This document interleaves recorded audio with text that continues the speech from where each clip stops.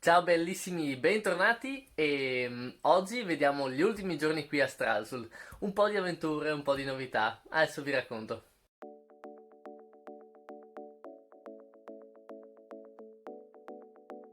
È il 12 marzo e io ed Anna abbiamo deciso di andare sull'isola di Rügen a visitare Binz.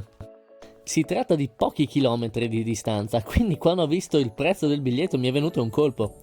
Poi invece ho scoperto che con questo biglietto in 2 persone possiamo viaggiare per tutta la regione per tutto il giorno. E pensate che il biglietto singolo sarebbe costato 23 euro, quindi soltanto 4 euro in meno per una persona.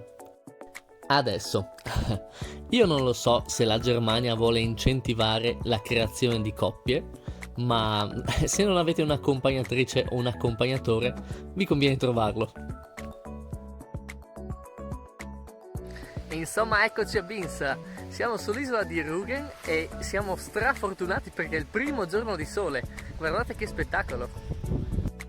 Effettivamente mi trovo qua sulla costa nord della Germania dal 3 marzo e questa è la prima giornata di sole.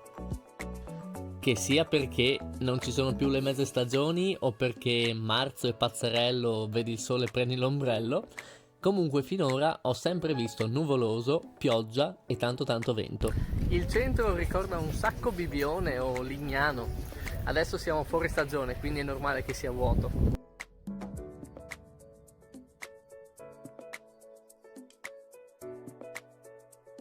Guten Appetit! La salsa era spettacolare, spettacolare! Magari non è il cibo più tedesco che avrei potuto provare, ma il fish and chips era veramente buono, anche se non ho la più pallida idea di quale pesce ci fosse dentro. In Irlanda una persona mi ha raccontato che il fish and chips è stato inventato da un italiano che si è trasferito là, pensate. Un pescatore che ha trovato un paese pieno di patate e ha fatto 1+1. Poi dovete sapere che a Binz, anzi in realtà in un paesino vicino a Binz che si chiama Zirkov, c'è una fattoria di fragole, che ormai è un po' un parco a tema, e abbiamo deciso di andarci. Soltanto che abbiamo deciso di non utilizzare i mezzi di trasporto classici. Questo è quello che succede quando Anna segue Google Maps. Sì, perché stiamo andando a vedere una fattoria di fragole. Mai vista una. E anche se non avessi voluto visitarla, non mi sarei potuto rifiutare. Da quel che ho capito, Anna ci ha portato tutti i suoi amici. È una fan sfegatata. Però credo che sia la prima volta che non si va in auto. A piedi ci vuole più o meno 1 ora e mezza e abbiamo deciso di tagliare passando in mezzo ai campi.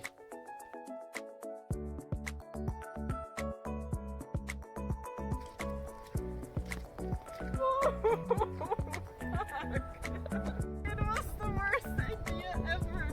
Look how much water there is. Like, look a lake, actually.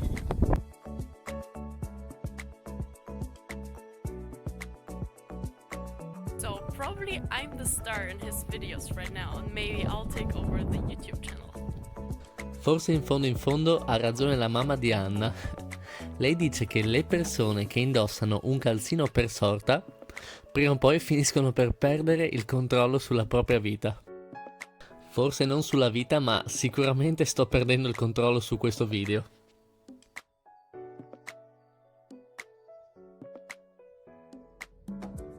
I went through the water.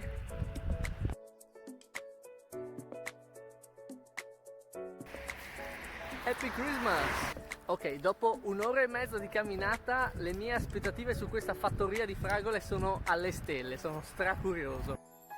Ed ecco le aspettative passare dalle stelle alle stalle. Sì, ma soltanto perché si tratta di una fattoria, L'odore di fragole è impressionante, permea l'ambiente. E non è soltanto l'odore ad impressionare. A parte la dimensione del capannone immensa, ci sono tanti di quei prodotti fatti tutti con le fragole o comunque che hanno a che fare con le fragole che neanche con la mia più fervida immaginazione avrei potuto immaginare. Adesso ci saranno all'incirca 15 secondi dove ci vedrete brindare con bicchierini di liquore al gusto fragola, in cui non so esattamente cosa raccontarvi, quindi semplicemente descriverò quello che sta succedendo. Non male, somiglia un sacco al fragolino e dal nome capisco il motivo. E dopo il liquore, dato che comunque si trattava di ora di merenda, abbiamo mangiato un po' tutto quello che si poteva assaggiare. E prima di uscire dall'edificio bisogna assolutamente dare un'occhiata al soffitto, dove c'è un'enorme collezione di teiere che ha vinto il Guinness World Record nel 2012. E in giro ci sono postazioni con binocoli per osservarle meglio.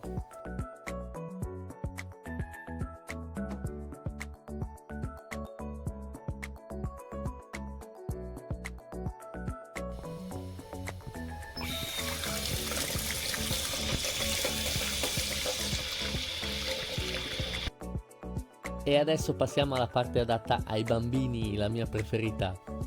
Il parco a tema.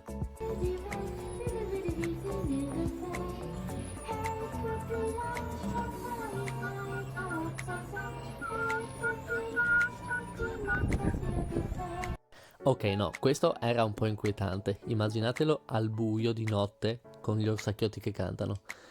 Invece la torre con l'intrico di corde e il super mega scivolo finale, quella sì che merita. Poi se mi conoscete dovreste sapere che non posso resistere alla tentazione di arrampicarmi da qualche parte.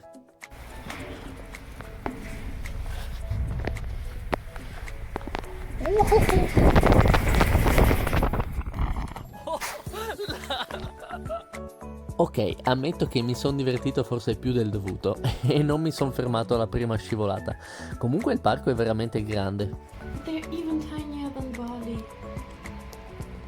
That's so many.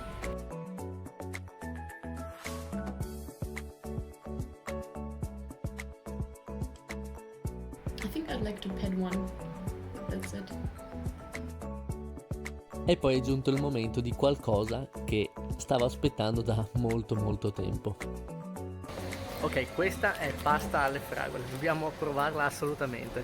Ma ho voluto condividere la decisione con i follower su Instagram, che per fortuna sono curiosi quanto me.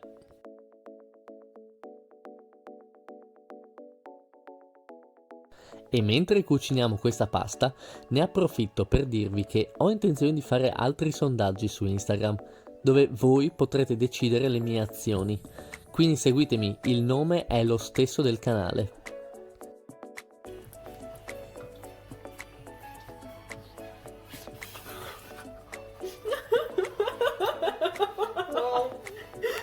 Nel frattempo la pasta si è scolorita e abbiamo avuto la brillante idea di leggere la ricetta consigliata sulla confezione. E abbiamo scoperto che non bisogna fare un ragù, ma è un dolce. Bisogna mettere marmellata e yogurt. Per fortuna l'abbiamo letto in tempo. How do you like it? It's yes or it's no? I mean, it's good, but it's not pasta. Do you like it? I like it.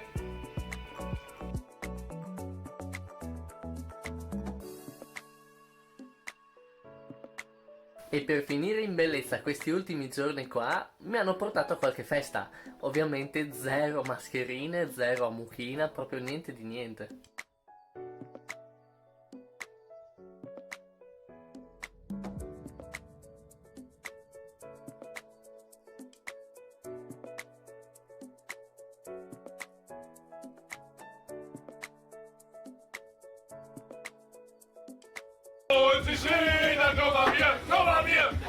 Questo per farvi capire il livello di allerta che c'è ancora qua in Germania rispetto al virus. Cioè, in teoria ci sta perché non c'è neanche un caso di malato di coronavirus qua a Stralsund. Però è così strano pensare che invece tutta l'Italia è chiusa, i miei parenti, i miei amici sono bloccati in casa. È veramente assurdo. E questo è quanto. Prossimo obiettivo, vado a piedi a Rostock, saranno 4-5 giorni di cammino con la tenda. E niente, ci vediamo là forse.